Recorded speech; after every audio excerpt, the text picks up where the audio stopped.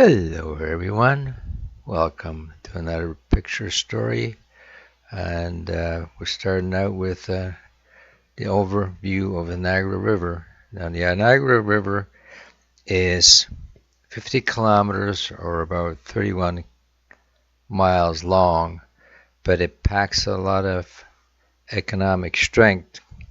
I don't think there's another river in the world besides the Panama Canal that produces as much economic income.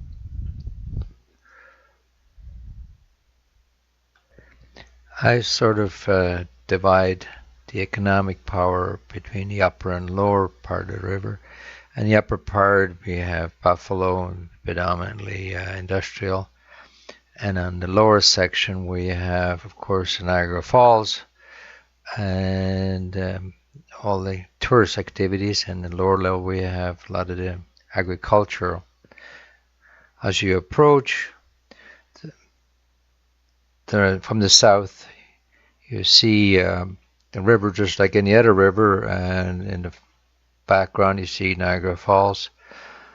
And as you get closer, you realize, oops, things kind of getting fast in the water and fast and furious as the water drops over the edge. And then as you get over the edge, the whole thing opens up. In the background, you see the Peace Bridge. It's a bridge between the United States and Canada. On the left side, you got the Canadian side, with the on the right side you get the US side, and we've been there several different occasions, and so different. Now this is a picture I've taken just before sunrise. That one summer morning I went down there to see what it was like. This is a view looking south into towards Buffalo or Lake Erie, and it shows you how much water is coming over the falls all the time.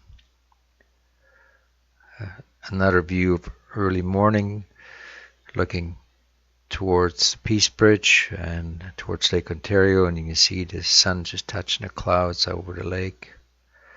And of course, then you also have the different seasons. I had to go to Buffalo on some business, and on the way back I thought, well, because it was a cold winter, I was curious what the falls looked like. So and luckily I had the camera with me, and I was able to take some interesting pictures. And it always amazes me how, especially water in the river part below, how it actually can freeze so much, even though it's moving so fast all the time. But it just shows you when it's cold, and well, good old winter stops everything. Now you're probably going to ask yourself, well, what's the view like from the American side? Well, this is the view towards the Canadian side, and I think it was earlier in the year, early spring probably, because there was not that much foliage. And I actually liked the American side better because it was less touristy and it was more of a park, and of course the view is similar. Of course, you get a better view of the American Falls. You're right up close to it, and you see in the background, you see the Canadian Falls, and you see the tourist towers. And this is the water shooting down over heading towards the American Falls, and there's a bridge where you drive over to get closer to the American Falls. There's also a little bus you can take from downtown Niagara Falls. It'll take you right to the falls, and actually back then the parking was free. It was amazing. Now here's what all the tourists are doing, and the Asians are really good at that, is taking selfies. And so the boulevard there is always crowded with people. Mind you, must say during COVID it was very, very quiet. And then the other thing to do is you go, if you had the time and the money, you take a little boat cruise on the bottom of the falls. Wow, that's fast.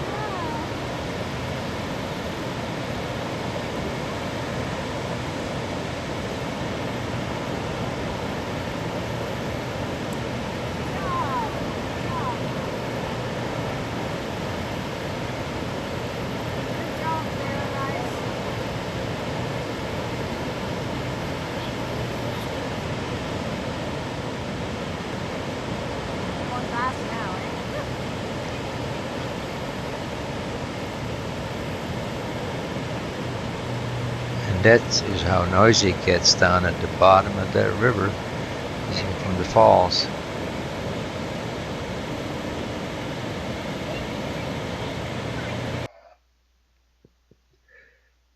Now you can't stare at the waterfall all day long, so you obviously have to do some activities. So one of the things you can do is you can go up that tower and you get a better view all around.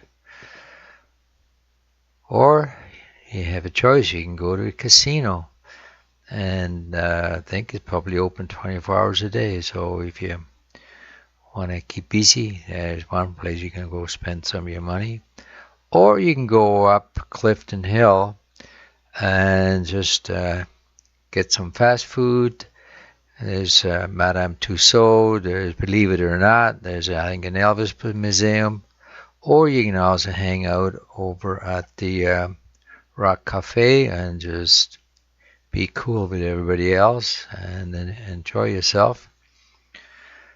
And if you have your children with you, well, there's also the big Ferris wheel.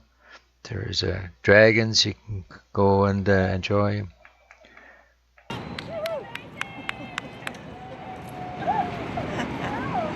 at her go! And then if you want to really be brave, you can go onto this ride here and have fun.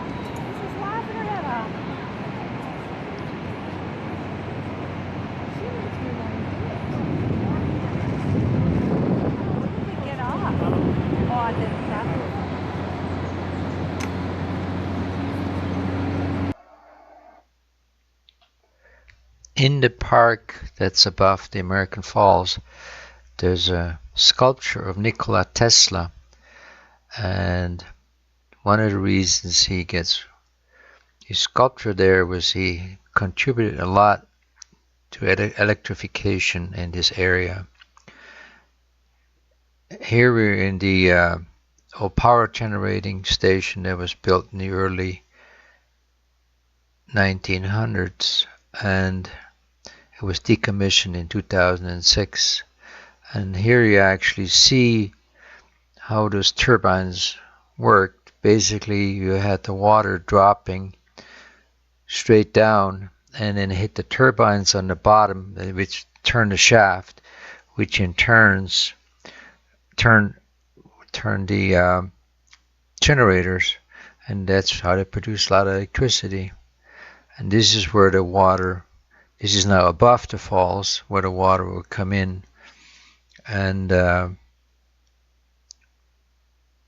build up the pressure so you can get those turbines going. And this just inside the building now, and they had crates that made sure there was no debris floating in and damaged turbines.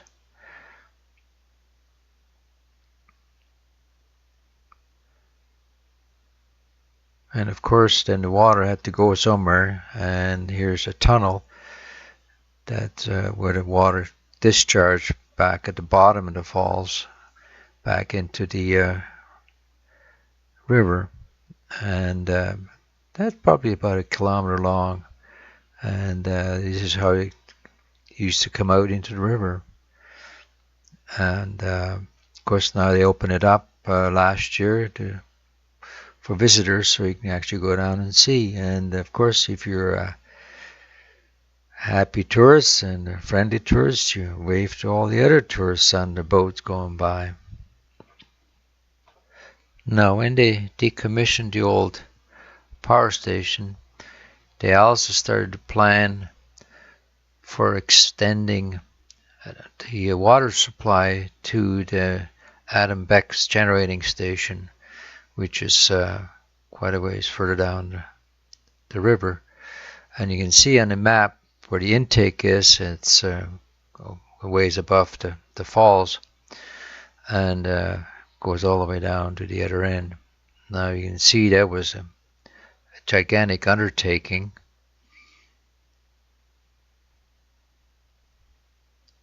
So they got this boring machine which seems like it looks like a giant caterpillar working its way into the ground, and it's amazing. Of course, then I had to line it with concrete, and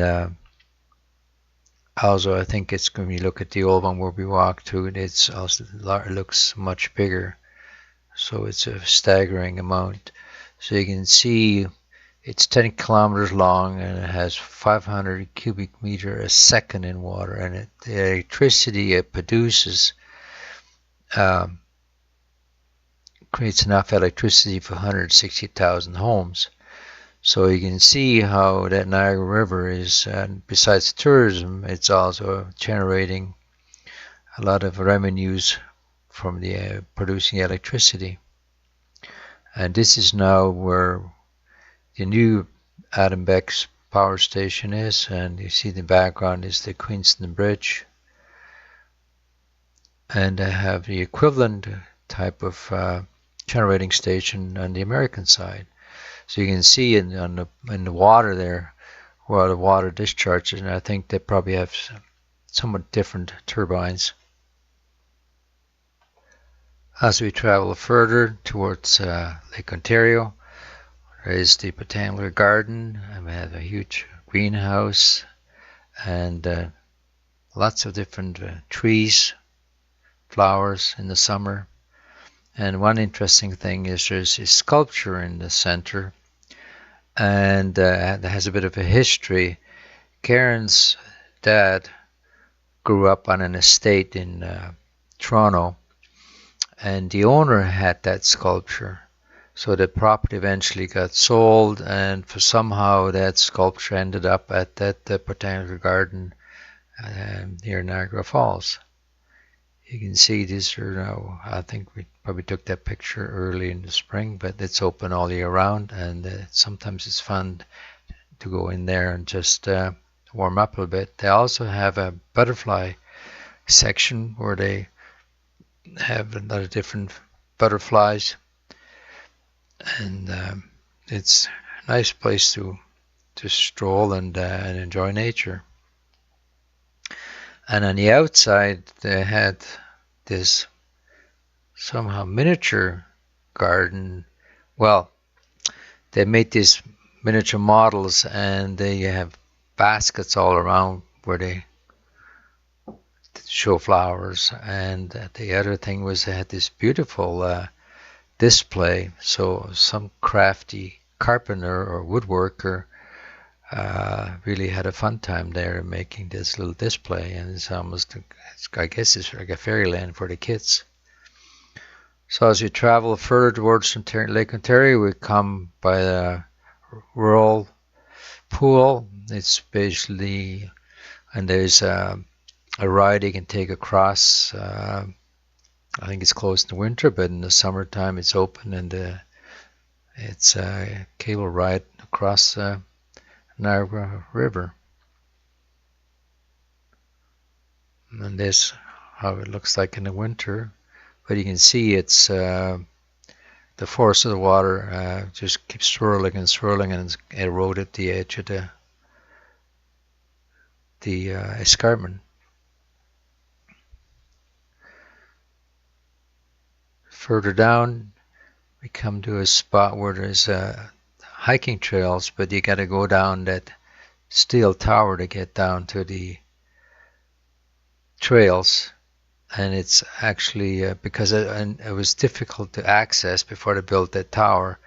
There's a lot of old growth trees down there from the citrus trees, and you need to have some good shoes because the trail is a little rough in places, but it's very beautiful, and it's not that far, but it's doable, and it's lush green in the summer, and it's cool down there in the shade. And this is a view from down there. You see we're now in the deep section of the Niagara Gorge as the river flows down towards Lake Ontario. and it's a good spot to have a rest after that long hike and relax and have a cup of tea. We're entering now the lower part of the Niagara River where you can navigate with sailboats, some bigger boats, and also there is on both sides there's flat land. There's a lot of farming happening. But now first we're in a village of Queenston. It's the hometown of Laura Seacourt, and some of the old stone buildings are probably a couple hundred years old. Some of the old stone walls are leaning a little bit, but they're still hanging in.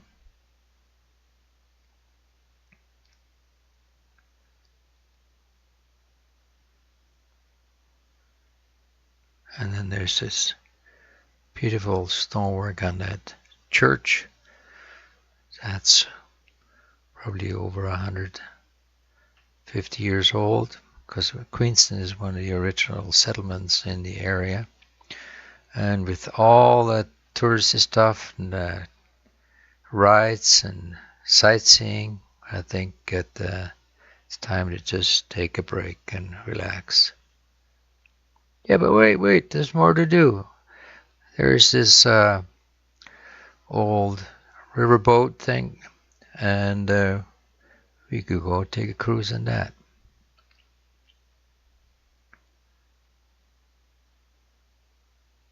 Yep, we're going up and down the river. We're going all the way down to Niagara Lake, to the mouth of the river, and up towards Queenston Bridge. And there was a meal included, and it was fun. Now this house is on the in Lewiston, on the American side, and has a bit of a history. Apparently, during the Underground Railroad, when a lot of the slaves were escaping to Canada, it was one of the main transit points. There was whoever owned that house at the time. They extended the basement, and so the slaves would go down there and then go down at night down the stairs and escape that way.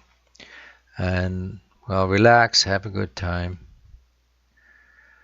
But now COVID kind of gave us a casualty. That riverboat's not running anymore, but now you can go take jet boats, and there's several of them there, and they're riding the rapids all the way up to the whirlpool and back down. And some of them get really wet because when we met them in the parking lot, the first thing they did, they got to their cars and changed their clothes because they got soaked on the boat.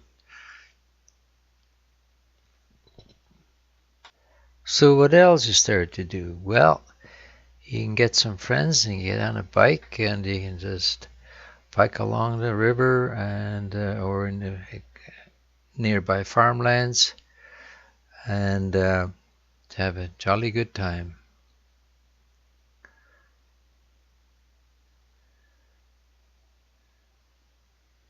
Then you can go into a vineyard, and hopefully they show you around the cellar and do some wine tasting.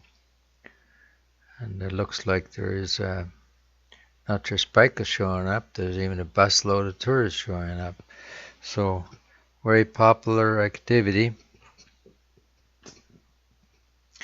More tasting going on here. Now, 10 years ago, you could get free tasting, get a glass of wine for free, but now it's like, oh, some places charge $5 to get a shot.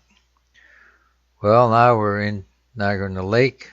That's the end of the Niagara River where it meets Lake Ontario.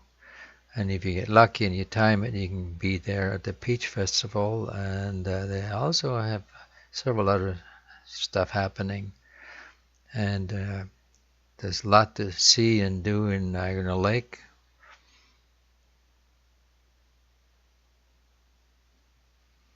It's really geared to tourism, and they actually make a nice effort to make it look beautiful. And there's also a dedicated sculpture garden for the Underground Railroad, for the escaping slaves. And it was interesting that they actually choose the metal sculptures with no particular faces on it. And I guess it just kind of embraces all the people that ended up coming to escaping slavery.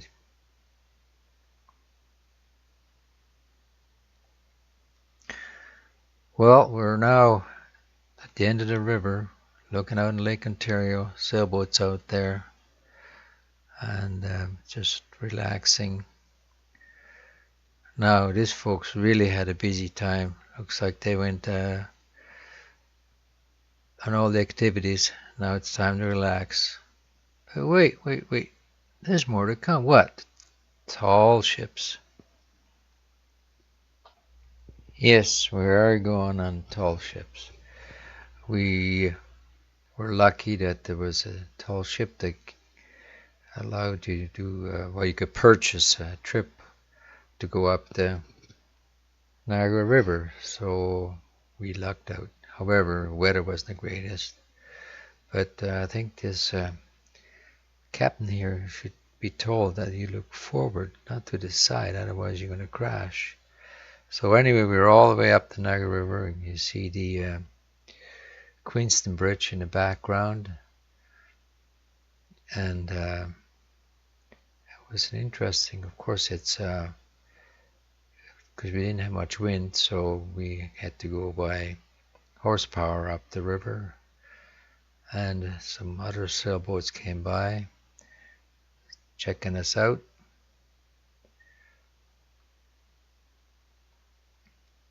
And here we're going back down.